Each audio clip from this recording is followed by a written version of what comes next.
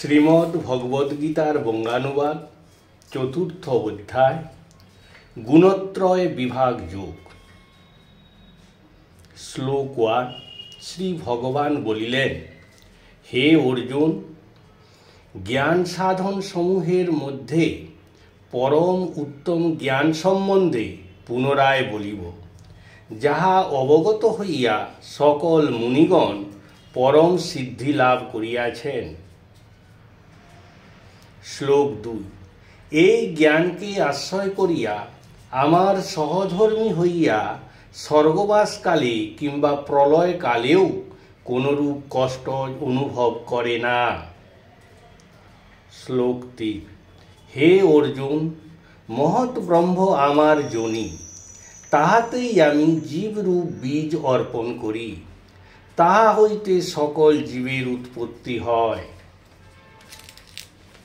শ্লোক 4।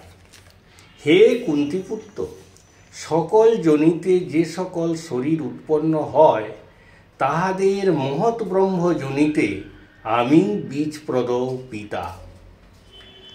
শ্লোক 5।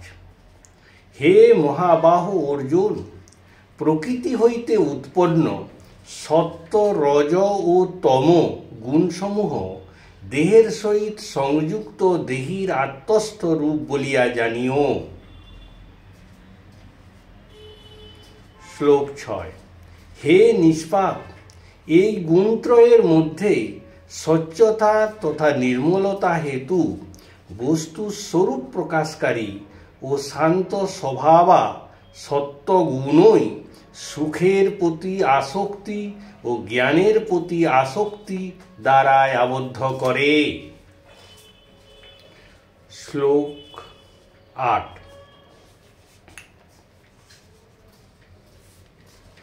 শ্লোক 7।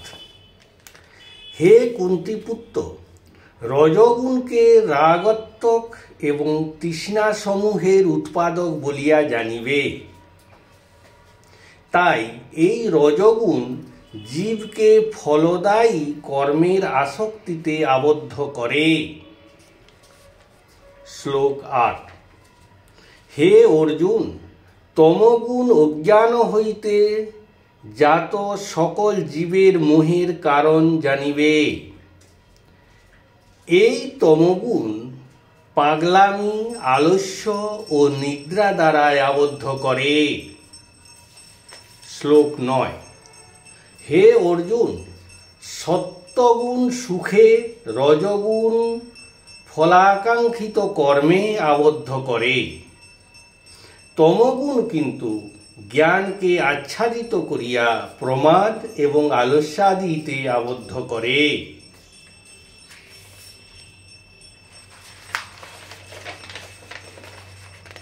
শ্লোক 10।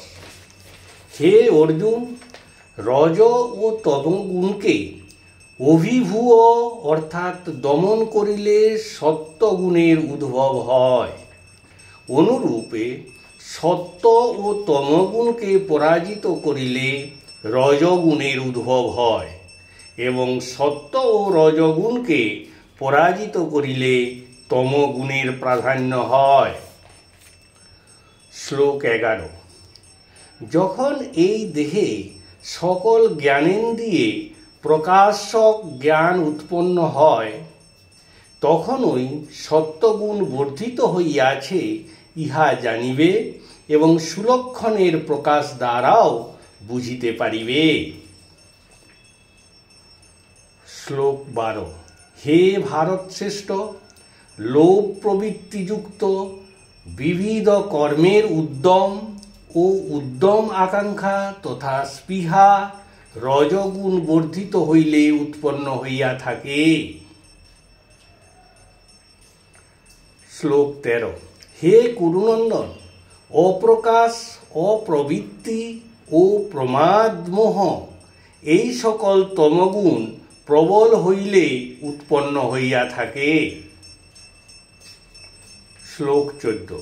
যখন সত্ত্বগুণ বৃদ্ধি পাওয়া কোনো দেহী প্রলয়প্রাপ্ত হয়, তখন সে উত্তম বিদ্যাযুক্ত অম্লান লোকসমূহ প্রাপ্ত হইয়া থাকে।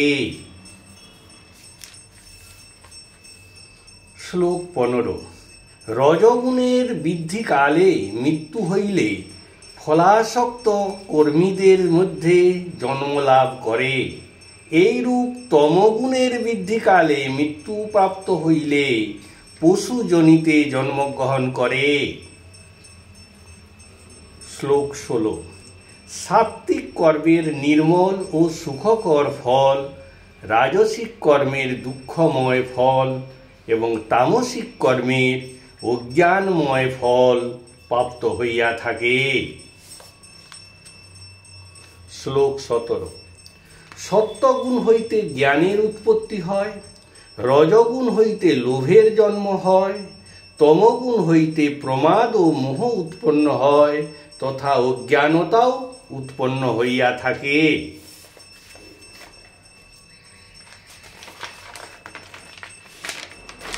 শ্লোক 18। সত্যগুণযুক্ত ব্যক্তিগণ উচ্চ স্থানে গমন করেন, রজগুণী লোক সকল মধ্যস্থানে অবস্থান করেন, তমসগুণ সম্পন্ন ব্যক্তি তাদের জঘন্য গুণবৃত্তির জন্য নিম্নতর স্থানে গমন করেন। শ্লোক 19। যখন জীব গুণত্রয় হইতে পৃথক কোনো কর্তা দেখিতে পান না এবং গুণত্রয়ের অধীশ্বরকে জানিতে পারেন, তখন সেই জীব আমার ভাবভক্তি লাভ করিয়াছে জানিবে। শ্লোক 20। দেহীর দেহ হইতে উৎপন্ন এই তিনটি গুণকে অতিক্রম করিয়া জন্ম, মৃত্যু, জরা ও দুঃখ হইতে মুক্ত হইয়া অমৃত স্থান লাভ করেন। শ্লোক 21। অর্জুন বলিলেন, হে প্রভু, কি কি চিহ্ন ধারায় এই তিন গুণের অতীত কোনো ব্যক্তি হয়ে থাকেন, তাহারা কিরূপ আচরণ করেন এবং কি প্রকারে এই তিন গুণকে অতিক্রম করেন? শ্লোক 22, 23, 24 ও 25।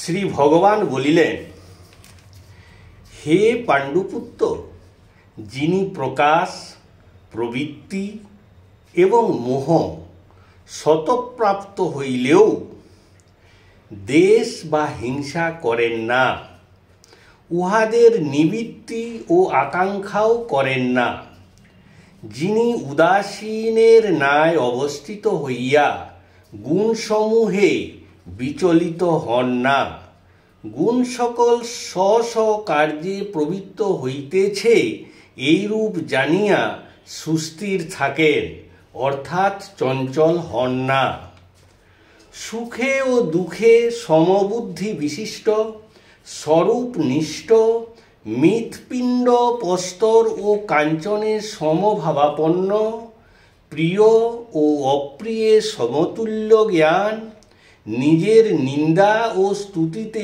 ধীরতা বিশিষ্ট, মান ও অপমানে সমবোধ, মিত্রপক্ষে ও শত্রুপক্ষে সমভাব, সর্বপ্রকার আরম্ভ পরিত্যাগী, তিনি সেই ব্যক্তি গুণাতীত বলিয়া কথিত হন।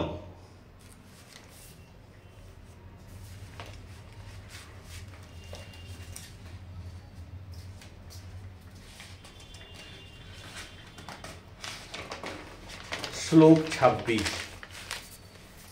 যিনি অব্যভিচারের দ্বারায় এবং ভক্তিযোগের দ্বারা আমাকেই সেবা করেন, তিনি এই গুণত্রয়কে অতিক্রম করিয়া ব্রহ্মত্ব প্রাপ্তির যোগ্য হন।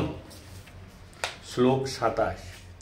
হে পার্থ, যেহেতু আমি ব্রাহ্মণ, তাই আমি অফুরন্ত অমৃতের, নিত্য ধর্মের ও ঐকান্তিক সুখের মূল অবলম্বন।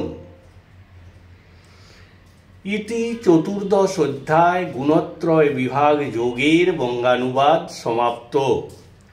হরে কৃষ্ণ কৃষ্ণ কৃষ্ণ হরে হরে, হরে রাম রাম রাম হরে হরে। হে কৃষ্ণ করুণা সিন্ধু দীনবন্ধু জগৎপতে, গোপেশ গোপিকা কান্ত রাধা কান্ত নমস্তুতে।